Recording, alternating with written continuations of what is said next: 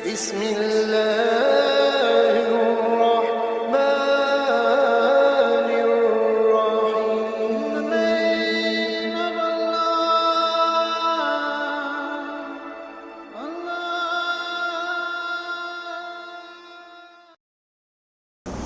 بسم اللہ الرحمن الرحیم. نحمده ونصلي على رسوله الكريم. اما بعد، قال الله عز وجل في كلامه المجيد: يا أيها الذين آمنوا اجتنبوا كثيرا من الظن إن بعض الظن إثم ولا تجسسوا ولا يغتب بعضكم بعضا أيحب أحدكم أن يأكل لحم أخيه ميتا فكرهتموه واتقوا الله إن الله تواب رحيم. صدق الله العظيم. وقال النبي صلى الله عليه وسلم: إياك والظن فإن الظن أكذب الحديث، أو كما قال عليه الصلاة والسلام.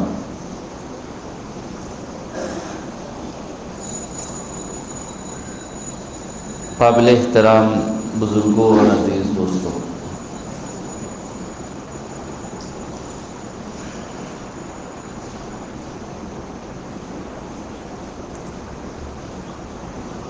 مذہب اسلام کی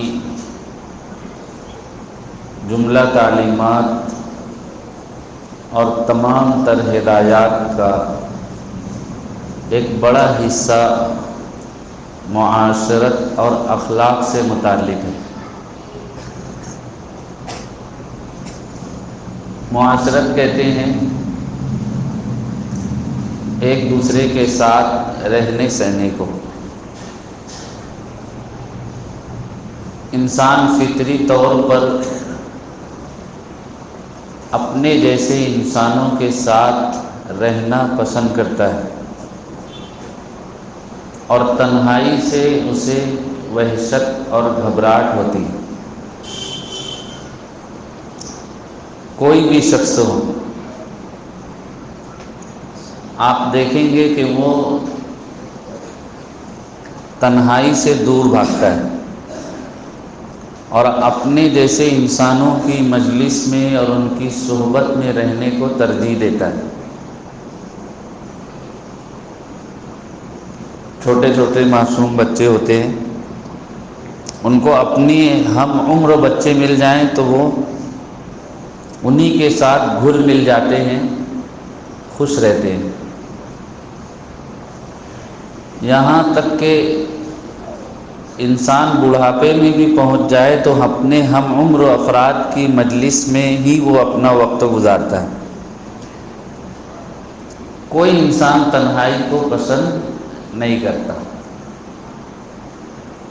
اس لیے کہ تنہائی اپنے آپ میں بڑی اذیت ناک اور تکلیف دہ چیز ہے.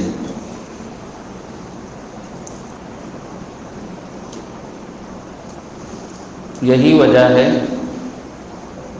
کہ بڑے بڑے اور خوخان مجرموں کو جب جیل میں قید و بند کی سزا دی جاتی ہے تو ایک سزا قید تنہائی کی بھی ہوتی،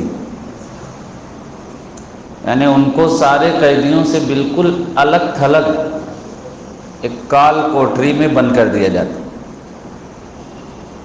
جبکہ عام طریقے پر بہت سارے قیدی ایک ساتھ جیل کے ایک حصے میں رہتے ہیں. لیکن بڑے اور خوخار قیدیوں کے ساتھ سخت برتاؤ کیا جاتا ہے، ان کو قید تنہائی میں ڈال دیا جاتا ہے. تنہائی اپنے آپ میں بڑی تکلیف دہ ہوا کرتی، اور انسان فطری طور پر تنہائی سے گھبراتا ہے اور اپنے جیسے انسانوں کے ساتھ رہنے کو پسند کرتا ہے. اب جب بہت سارے انسان آپس میں ساتھ میں رہیں گے تو ان کے آپس میں تعلقات ہوں گے، آپس میں لین دین ہوگا، آپس میں بات چیت ہوگی، مختلف مواقع پر ساتھ میں اٹھنا اور بیٹھنا ہوگا، تو پھر ہر ایک اپنی حد میں رہے، کسی کو کسی سے کوئی تکلیف نہ پہنچے، ہر ایک دوسرے کے ساتھ اچھا سلوک کرے، ہر ایک دوسرے کی مدد کریں۔ اس کے سلسلے میں اللہ اور اس کے رسول صلی اللہ علیہ وسلم نے بہت ساری اہم ہدایات اور تعلیمات ارشاد فرمائی ہیں۔ انہی ہدایات اور تعلیمات کو اسلام کی معاشرتی تعلیمات کہتے ہیں۔ نبی کریم صلی اللہ علیہ وسلم کا ارشاد گرامی کہ دیکھو، ایک مسلمان کا دوسرے مسلمان پر حق ہے۔ کیا حق ہے؟ پہلا حق یہ ہے کہ ایک مسلمان دوسرے مسلمان سے ملے تو اس کو سلام کرے، یا سامنے والا سلام کرے تو اس کو جواب دے۔ ایک اور حق آپ نے بیان فرمایا، ایک مسلمان بیمار ہو جائے تو دوسرا مسلمان اس کی عیادت اور تیمارداری کرے، اس کی خبر گیری کرے۔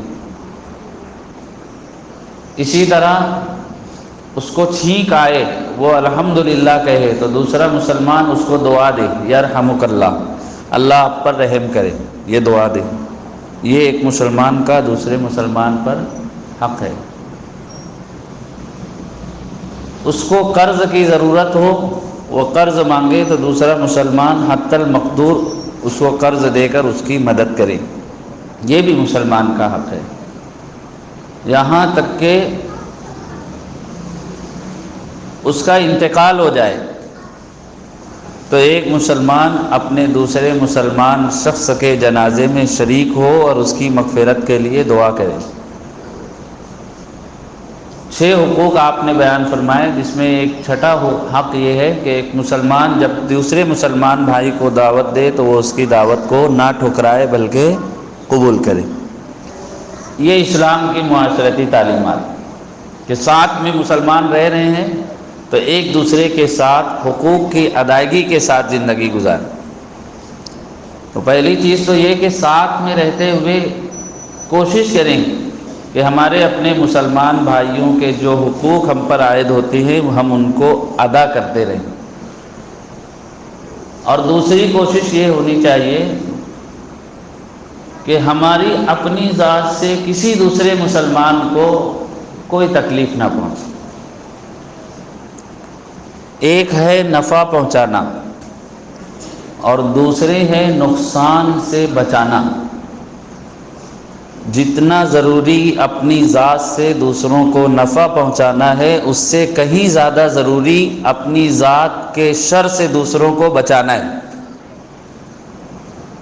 دیکھیے، کاروبار میں نفع نہ ہو تو اتنے دکھ کی بات نہیں ہوتی، جو سرمایہ لگایا اتنا ہی واپس آ گیا، کوئی نفع نہیں ہوا۔ لیکن نقصان ہو گیا تو یہ زیادہ دکھ کی بات کہ جتنا لگایا، ساری محنت بھی کی، نفع تو نہیں ہوا بلکہ نقصان بھی ہو گیا۔ تو نفع سے زیادہ نقصان سے بچنا ضروری ہے۔ تو ایسے ہی ایک مسلمان دوسرے مسلمان کے ساتھ حسن سلوک کرے، اس کو نفع پہنچائے، اس کی مدد کرے، لیکن اس سے کہیں زیادہ ضروری یہ بھی ہے کہ اپنی ذات سے دوسرے مسلمان کو کوئی تکلیف نہ پہنچائے۔ اور نبی کریم صلی اللہ علیہ وسلم نے ایسے ہی شخص کو مسلمان کرا دیا۔ حدیث شریف میں آپ نے ارشاد فرمایا، المسلم من سلم المسلمون من لسانہ ویدہ۔ مسلمان کون؟ جس کی زبان سے، جس کے ہاتھ پیر سے دوسرے مسلمان محفوظ رہیں۔ اسی بات کو نبی کریم صلی اللہ علیہ وسلم نے اس طرح بھی ارشاد فرمایا، ہر مسلمان کی جان، اس کا مال اور اس کی عزت و آبرو دوسرے مسلمان پر حرام ہے۔ کیا مطلب؟ کوئی مسلمان اپنے دوسرے مسلمان کی نہ جان لے سکتا ہے، نہ بغیر اجازت اس کا مال لے سکتا ہے، اور نہ اس کی عزت و آبرو کو خراب کر سکتا ہے۔ حدیث شریف میں آپ نے ایک مرتبہ کعبہ مکرمہ کو مخاطب کر کے ارشاد فرمایا، اے کعبہ تو کتنا مقدس ہے، تیری خوشبو کتنی عمدہ ہے، لیکن ایک مسلمان کی عزت و آبرو اور اس کا مقام تجھ سے زیادہ بڑا ہوا ہے۔ کس سے؟ کعبۃ اللہ سے۔ تو آپ نے فرمایا ہر مسلمان کی جان، مال، عزت و آبرو دوسرے مسلمان کے لیے حرام ہے۔ کوئی مسلمان کسی مسلمان کی نہ جان لے سکتا ہے، نہ اس کے مال پر قبضہ کر سکتا ہے، نہ اس کی عزت و آبرو کو خراب کر سکتا ہے۔ تو آپ صلی اللہ علیہ وسلم نے یہ نہیں فرمایا مسلمان وہ جو نماز پابندی سے پڑھ رہا ہے، مسلمان وہ جو زکوٰۃ دے رہا ہے، مسلمان وہ جو روزہ پابندی سے رکھ رہا ہے، مسلمان وہ جو حج عمرہ کر رہا ہے، یہ نہیں فرمایا۔ فرمایا مسلمان وہ جس کی زبان سے، جس کے ہاتھ سے دوسرے مسلمان محفوظ ہے۔ اب یہ حدیث آپ سنیے، اور اس حدیث کی روشنی میں ایسا مسلمان تلاش کیجئے تو آپ کو مسلمانوں کی بھری ہوئی بستی میں ایسے مسلمان بہت مشکل سے نظر آئیں گے۔ یعنی مسلمانوں کے مجمع میں آپ کو مسلمان نظر نہیں آئے گا۔ کیسا مسلمان؟ وہ اپنی زبان سے کسی کی کو تکلیف نہیں دیتا، اپنے ہاتھ پیر سے کسی کو نقصان نہیں پہنچاتا۔ یہ اسلام کی معاشرتی تعلیمات ہیں۔ اللہ نے سورہ حجرات میں معاشرت سے متعلق کچھ بڑی اہم ہدایات ارشاد فرمائی۔ چنانچہ ارشاد فرمایا یا ایھا الذین آمنوا لا یسخر قوم من قوم عسى ان یکونوا خیرا منهم۔ اے ایمان والو، تم میں ایک شخص دوسرے شخص کا مذاق نہ اڑائے۔ دیکھو، ایک ہوتا ہے مذاق کرنا اور ایک ہوتا ہے مذاق اڑانا، دونوں میں فرق ہے۔ اپنے کسی دوست سے، اپنے کسی عزیز سے آدمی دل لگی کی بات کرتا ہے، ہنستا ہے، مسکراتا ہے، وہ منع نہیں، جس کو ہم لوگ اپنی زبان میں مذاق کرنا کہتے ہیں۔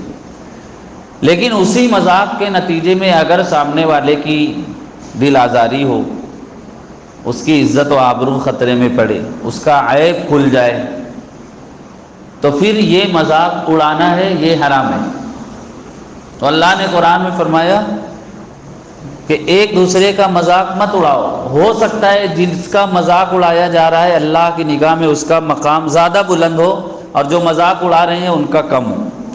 تو کم درجہ لوگوں کی کیا اوقات کہ وہ اپنے سے بہتر لوگوں کا مذاق اڑائیں۔ جیسے کفار اور مشرکین غریب اور نادار مسلمانوں کا مذاق اڑاتے ہیں، کہتے تھے یہ غریب نادار لوگ یہ جنت میں جائیں گے، دنیا میں ان کا یہ حال ہے تو یہ آخرت میں کیسے جنت میں جائیں گے، جبکہ ہمارے پاس تو مال و دولت ہے، عہدہ و منصب ہے، جنت میں جانا ہو تو ہم جائیں گے۔ جبکہ اللہ کی نگاہ میں ان مالدار کفار اور مشرکین کا کوئی مقام نہیں تھا، لیکن غریب و نادار مسلمانوں کا مقام بہت بلند تھا۔ عورتوں کے بارے میں بھی اللہ نے ارشاد فرمایا کہ عورتیں دوسری عورتوں کا مذاق نہ اڑائے، اس لیے کہ ہو سکتا ہے جن عورتوں کا مذاق اڑایا جا رہا ہے اللہ کی نگاہ میں وہ بہتر ہوں، اور جو عورتیں مذاق اڑا رہی ہیں ان کا مقام و مرتبہ کم تر ہو۔ پھر اس کے بعد اللہ نے ارشاد فرمایا وَلَا تَلْمِزُوا أَنفُسَكُمْ، ایک دوسرے کو طعنہ مت دو۔ وَلَا تَنَابَزُوا بِالْأَلْقَابِ، ایک دوسرے کو برے لقب سے مت پکارو۔ جیسے کسی کے اندر جسمانی طور پر کوئی عیب ہوتا ہے، کسی کی بینائی کمزور ہے، کسی کی زبان میں لکنت ہے، کوئی ہاتھ پیر سے معذور ہے، تو لوگ الگ الگ ناموں سے اس کو پکارتے ہیں جس سے اس کا عیب ظاہر ہوتا ہے۔ اللہ نے فرمایا ایک دوسرے کو برے لقب سے مت پکارو، ایک دوسرے کو طعنہ مت دو۔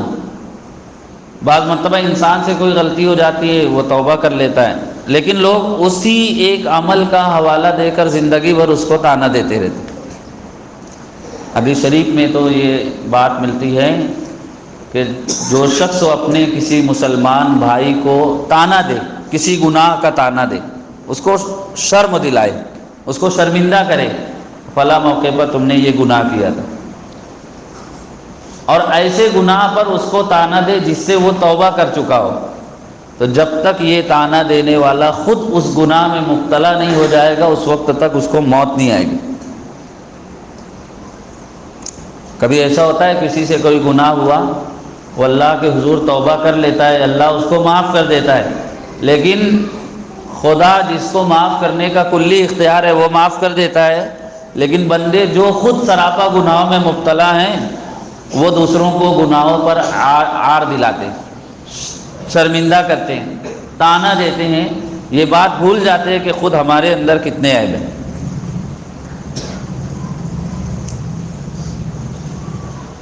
تو حدیث شریف میں اس سے منع کیا گیا۔ تو قرآن میں اللہ نے فرمایا ایک دوسرے کو طعنہ مت دو، ایک دوسرے کو برے لقب سے مت پکارو۔ اس کی اگلی آیت میں اللہ نے ارشاد فرمایا اے ایمان والو اجتنبوا کثیرا من الظن، بدگمانی سے بچو، ایک دوسرے کے بارے میں بدگمانی مت کرو، بہت زیادہ سوچو مت۔ گلی محلے میں کسی کا مکان بن رہا ہے تو بہت زیادہ دماغ پر زور ڈالنے کی ضرورت نہیں ہے کہ مکان کیسے بن رہا ہے، پیسہ کہاں سے آ رہا ہے۔ کسی کا رشتہ طے ہو گیا تو بہت زیادہ پریشان ہونے کی ضرورت نہیں ہے کہاں رشتہ طے ہوا، تاکہ جا کے سامنے والے کو بولا جائے کہاں پر لڑکی دے رہے، ہمارے پڑوسی ہے، ہم خود ان سے پریشان ہیں۔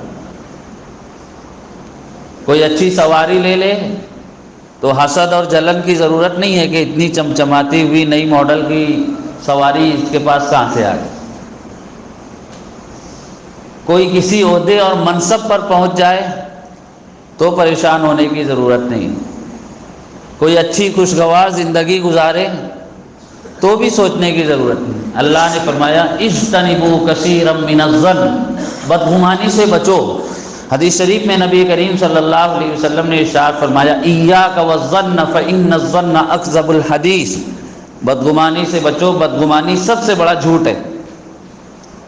یعنی ایسا گمان اور خیال جس کی کوئی دلیل نہ ہو، کوئی ثبوت نہ ہو، بس کسی مسلمان کے متعلق خیال کر لینا وہ ایسا ہے، اس نے ایسا کیا ہوگا، اس نے وہاں سے پیسہ حاصل کیا ہوگا، وہ وہاں گیا ہوگا، یہ جو ہم لوگ اپنے انداز سے سوچ لیتے ہیں، گڑھ لیتے ہیں، اور انسان ایسا کسی کے متعلق گمان کرتے ہوئے یہ بھول جاتا ہے کہ یہ بدگمانی میری اپنی ذہنی اپج ہے۔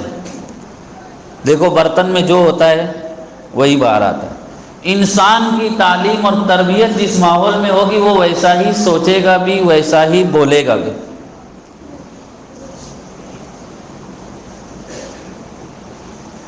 تو اللہ نے فرمایا اجتنبوا کثیرا من الظن، بدگمانی سے بچو، ہر ایک کے ساتھ اچھا گمان رکھو۔ یہاں تک کہ حدیث شریف میں نبی کریم صلی اللہ علیہ وسلم نے فرمایا کہ اللہ فرماتے ہیں میرے ساتھ بھی اچھا گمان رکھو، انا عند ظن عبدی بی وانا معہ، میں بندے کے ساتھ ویسا ہی معاملہ کرتا ہوں جیسا بندہ میرے ساتھ گمان کرتا ہے۔ بعض لوگ گمان کر لیتے ہیں میری دعا قبول نہیں ہوگی، تو اللہ فرماتے ہیں پھر اس کی دعا قبول نہیں ہوگی۔ کچھ لوگ گمان کر لیتے ہیں میں بڑا گناہ گار ہوں، میری تو توبہ نہیں ہوگی، اللہ میری مغفرت نہیں کرے گا، تو پھر اللہ ایسے لوگوں کی مغفرت نہیں کرتا۔ تو اللہ کی ذات کے ساتھ بھی اچھا گمان ہو، خالق کے ساتھ بھی اور مخلوق کے ساتھ بھی حسن ظن ہو، یعنی اچھا گمان رکھا جائے، بدگمانی سے بچا جائے۔ تو اللہ نے سورہ حجرات میں فرمایا اجتنبوا کثیرا من الظن ان بعض الظن اسم، کہ بہت سارے گمان تم کو گناہ تک لے کر چلے جاتے۔ اس کے بعد آگے اللہ نے ارشاد فرمایا وَلَا يَغْتَبْ بَعْضُكُمْ بَعْضًا، سماج اور معاشرے میں رہتے ہوئے اللہ نے جو ہدایات ارشاد فرمائی تو فرمایا دیکھو ایک دوسرے کا مذاق مت اڑاؤ، ایک دوسرے کو طعنہ مت دو، ایک دوسرے کو برے لقب سے مت پکارو، ایک دوسرے کے ساتھ بدگمانی مت کرو۔ پھر پانچویں بات ارشاد فرمائی ایک دوسرے کی غیبت مت کرو، پہلے فرمایا بدگمانی مت کرو، پھر فرمایا غیبت مت کرو، اس لیے کہ انسان کسی کے متعلق غلط خیال کرے گا، برا گمان رکھے گا تو پھر وہ اس کی غیبت کرے گا۔ بدگمانی غیبت تک پہنچائے گی، پھر بد زبانی تک پہنچائے گی، اور یہ ساری چیزیں انسان کے اعمال کو ضائع اور برباد کرنے والی اور اس کی نیکیوں کو تباہ کرنے والی، اس کے اخلاق اور کردار کو خراب کرنے والی۔ تو فرمایا غیبت مت کرو۔ اب غیبت کیا ہے؟ کسی مسلمان کے متعلق کوئی ایسی بات کہنا اس کی غیر حاضری میں، اگر وہ سن لے تو اس کو برا لگے، اور سامنے کوئی ایسی غلط بات کہی جائے جس کو وہ سن بھی رہا ہو اور بات غلط ہو تو وہ تہمت اور الزام ہے، دونوں چیزیں ناجائز و حرام ہیں۔ تو اللہ نے قرآن میں غیبت سے منع فرمایا۔ نبی کریم صلی اللہ علیہ وسلم کا ارشاد گرامی ہے، معراج کے موقع پر جب مجھے آسمانوں پر لے جایا گیا تو میں نے دوزخ میں کچھ لوگوں کو دیکھا جن کے ناخن تانبے کے تھے، بڑے بڑے ناخن تھے، اور اپنے ناخنوں سے اپنے چہروں کو نوچ رہے تھے۔ میں نے جبریل امین سے پوچھا، اے جبریل امین، یہ کون لوگ ہیں جو خود اپنے ناخن سے اپنے چہروں کو نوچ رہے ہیں؟ تو فرمایا اللہ کے رسول، آپ کی امت کے وہ افراد ہیں جو دوسرے مسلمانوں کی غیبت کرتے ہیں، ان کی آبرو ریزی کرتے ہیں، یہ وہ لوگ ہیں، ان کے لیے یہ عذاب ہے۔ ایک موقع پر نبی کریم صلی اللہ علیہ وسلم کا گزر دو قبروں پر سے ہوا تو آپ نے فرمایا دونوں قبر والوں کو عذاب ہو رہا ہے۔ پوچھا گیا کس وجہ سے؟ فرمایا کہ ایک چغل خور ہے، ایک مسلمان کی بات دوسرے مسلمان تک پہنچاتا ہے، ان کے درمیان اختلاف پیدا ہے، اور دوسرا پیشاب کے قطروں سے اپنے آپ کو نہ بچانے والا، ناپاکی کے ساتھ رہنے والا، اس کی وجہ سے ان کو قبروں میں عذاب ہو رہا ہے۔ اور یہ ایسا بڑا گناہ ہے کہ اللہ نے قرآن میں آگے فرمایا کہ دیکھو غیبت مت کرو، کیا تم میں کوئی اس بات کو پسند کرتا ہے کہ وہ اپنے مردار بھائی کا گوشت کھائے؟ اس کا بھائی کا انتقال ہو گیا، وہ اس کا گوشت کھائے، تو غیبت کرنا ایسا ہی گناہ ہے۔ میمون ابن مہران رحمۃ اللہ علیہ فرماتے ہیں، ایک رات میں سویا تو میں نے خواب میں دیکھا کہ ایک زنگی غلام کی لاش پڑی ہوئی ہے اور ایک شخص مجھے کہہ رہا ہے اس مردار کا گوشت کھاؤ۔ میں نے کہا کیوں کھاؤ؟ فرمایا تم نے اس کی غیبت کی۔ فرمایا اللہ کی قسم میں نے اس کے متعلق نہ کوئی اچھی بات کہی نہ بری بات کہی۔ تو فرمایا ایک مجلس میں اس کی غیبت ہو رہی تھی، تم خاموش سن رہے تھے، تم اس کی غیبت پر راضی تھے، اس لیے تمہارا شمار بھی اسی میں۔ تو غیبت کرنا جیسے گناہ ہے ویسے غیبت سننا بھی گناہ ہے، اور یہ چیز انسان کے اعمال کو اور اس کے اخلاق اور کردار کو خراب کرنے والی۔ جب انسان کے اندر یہ برائیاں جو سورہ حجرات کی ان آیات میں اللہ نے بیان فرمائی جب پیدا ہو جاتی ہے تو پھر وہ ان چیزوں کا عادی ہو جاتا ہے، پھر اس کے شب و روز اسی میں بسر ہوتے ہیں۔ کوئی دن نہیں گزرتا جب وہ کسی کی غیبت نہ کرے، کسی کی چغلی نہ کرے، کسی پر تہمت نہ لگائے، کسی کا مذاق نہ اڑائے، کسی کا عیب نہ کھولے، اور یہ ساری چیزیں اس کے اخلاق اور کردار کو خراب کرتی ہیں، لوگوں کی نگاہ میں اس کو ذلیل و رسوا کر دیتی ہیں، اور آخرت کے لحاظ سے اس کے اعمال کو ضائع اور برباد کر دیتی ہیں۔ اور جب اس کا چسکا لگتا ہے پھر انسان غیبت کرتے کرتے وہاں تک پہنچ جاتا ہے جہاں پہنچنے کا اس کو حق بھی نہیں ہوتا۔ آج سماج اور معاشرے میں بطور خاص مسلم سماج اور معاشرے میں اندرونی طور پر جو برائیاں پائی جاتی ہے، جو اندر سے ہمارے سماج اور معاشرے کو کھوکھلا اور خراب کر رہی ہیں، ان میں ایک بڑی بیماری اور خرابی یہ ہے، چند مسلمان جہاں اکٹھا ہوتے ہیں، ہوٹل پر جمع ہو جائیں، دکان پر جمع ہو جائیں، گھر میں اکٹھا ہو جائیں، کارخانے میں مل لیں، کسی مجلس میں جمع ہو جائیں، یہاں تک کہ قبرستان میں تدفین کے لیے بھی جمع ہو جائیں تو آپس میں بات چیت ہوتی ہے تو کسی نہ کسی کی غیبت شروع ہو جاتی ہے۔ پھر وہ مسلم ہو، غیر مسلم ہو، دیندار ہو، بے دین ہو، عالم ہو، جاہل ہو، کسی کی روح رعایت نہیں ہوتی۔ جو بائیڈن سے غیبت شروع ہوتی ہے، وہ فلاں یہ کر رہا ہے، پھر محمد بن سلمان تک پہنچتے ہیں، پھر اس کے بعد ملک کے پرائم منسٹر، پھر وزیر اعلیٰ، پھر اپنے شہر کے ایم ایل اے، پھر میئر، پھر محلے کے کونسلر، پھر اپنے کارخانے کا سیٹ، پھر اس کے بعد اپنی گلی محلے کے افراد، یہاں تک کہ پہنچتے پہنچتے لوگ مسجد کے امام مؤذن تک بھی پہنچ جاتے نا۔ غیبت کا چسکا لگا ہے، اس کے بغیر نیند نہیں آتی، تو پھر غیبت شروع ہوتی ہے، تبصرے بازی شروع ہوتی ہے، تو یہ سارے لوگ اس کی چپیٹ میں آ جاتے ہیں، اور نتیجہ کیا ہوتا ہے؟ ایسا انسان دوسروں کے عیب تلاش کرتے کرتے اپنے عیب سے غافل اور بے پرواہ ہو جاتا ہے۔ نبی کریم صلی اللہ علیہ وسلم نے فرمایا، اے لوگو لا تتبعوا عورات المسلمین، مسلمانوں کے عیب تلاش مت کرو، ان کی غیبت مت کرو، اس لیے کہ جو مسلمانوں کے عیب تلاش کرتا ہے اللہ اس کا عیب تلاش کرتا ہے، اور اللہ جس کا عیب تلاش کرے اللہ اس کو گھر بیٹھے رسوا کر دیتا ہے۔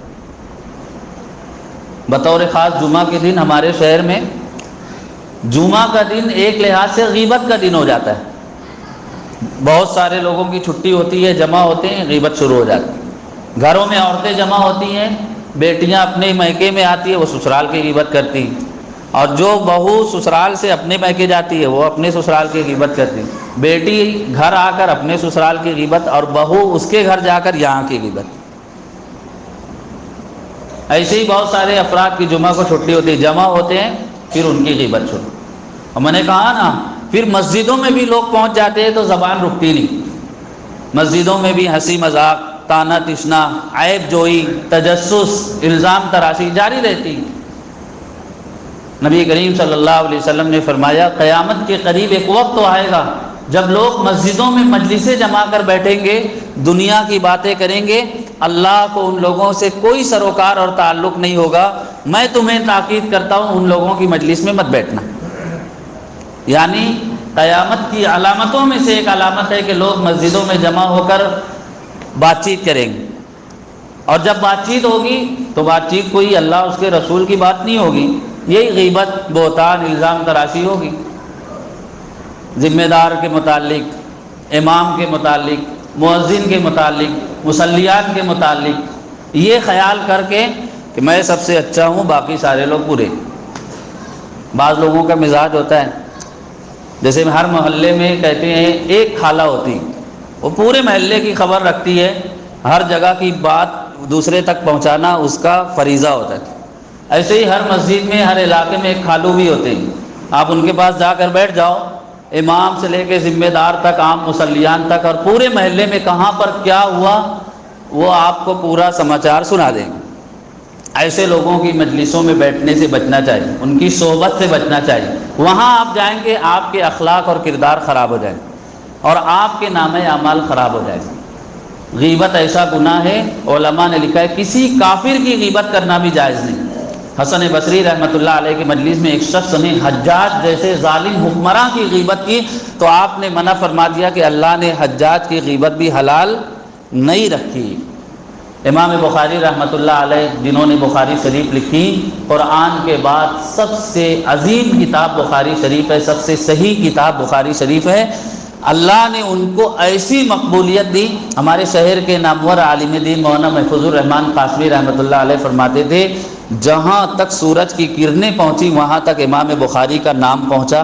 اللہ نے انہیں اتنی عزت عطا فرمائی۔ ان کی ایک خوبی یہ تھی، فرماتے تھے جس دن میں نے غیبت کا گناہ سن لیا اس دن سے میں نے کسی مسلمان کی غیبت نہیں کی، اور مجھے یقین ہے قیامت کے دن اللہ جب سارے انسانوں کو کھڑا کر کے حساب و کتاب لے گا، جب مجھ سے اللہ میرا حساب و کتاب لے گا تو میں یقین کے ساتھ کہتا ہوں اللہ مجھ سے غیبت کے بارے میں سوال نہیں کرے گا۔ ہے ہم میں سے کوئی ہاتھ اٹھا کر بولے، دعویٰ کرے میں نے زندگی میں کسی کی غیبت نہیں کی، کسی مسلمان کی آبرو ریزی نہیں کی، کسی کے متعلق تہمت اور الزام نہیں لگا۔ علماء نے لکھا ہے اگر یہ گناہ ہو گیا ہے تو جس کی غیبت کی ہے جا کر اس سے معافی مانگ لینی چاہیے۔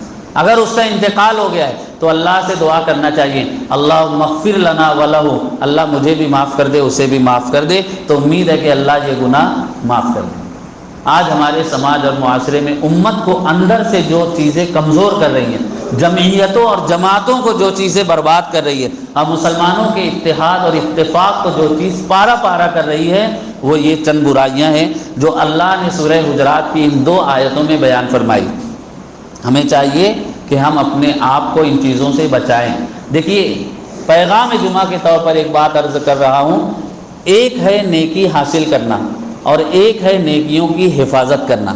ہم لوگ نیکی حاصل کر لیتے ہیں، نماز بھی پڑھ لیتے ہیں ماشاءاللہ، قرآن بھی پڑھ لیتے ہیں، صدقہ خیرات بھی کر لیتے ہیں، رمضان میں بھی روزہ رکھ لیتے ہیں، حج عمرہ کر لیتے ہیں، لیکن ہم لوگ اپنی نیکیوں کی حفاظت نہیں کرتے۔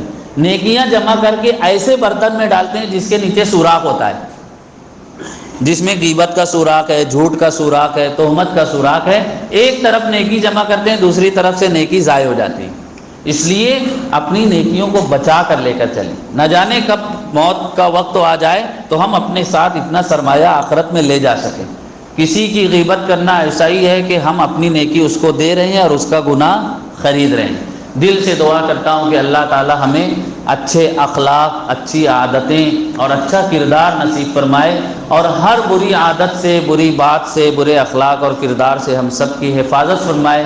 ہم سب کو صاف دل کے ساتھ، صاف زبان کے ساتھ، صاف کردار کے ساتھ رہنے کی توفیق مرحمت فرمائے۔ وما توفیق الا باللہ۔